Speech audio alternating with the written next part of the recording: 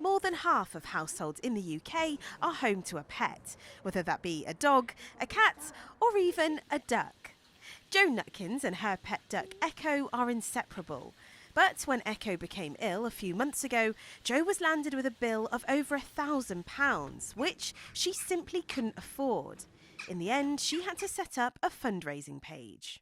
Some people have very kindly donated. Some people that I know, some people that I've never met have donated, and that was a big help to help pay towards some of those costs. We are still paying off some of those costs.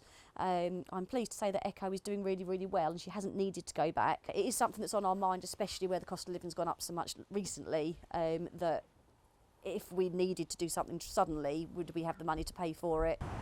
This veterinary surgery in Basingstoke says they've seen plenty of people with poorly pets that are delaying bringing them in for treatment.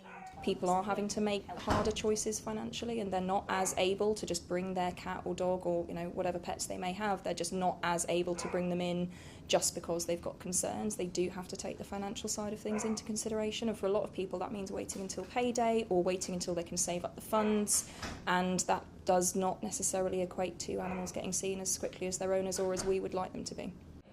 The British Veterinary Association says that delaying treatment could make a pet's illness even worse and result in higher bills later down the line.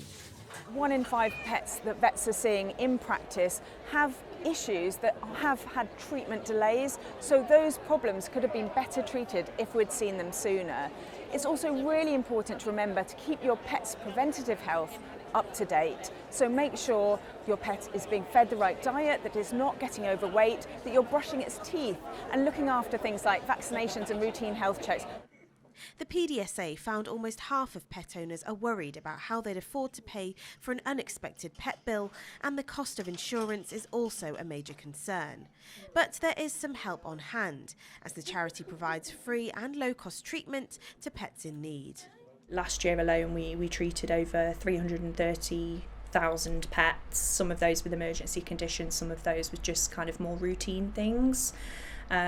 We do kind of anticipate that demand for the service is going to increase as the cost of living continues. But if you're losing sleep over fears of a trip to the vets, pet owners are being told prevention is better than a cure. Amrit Birdie, ITV News.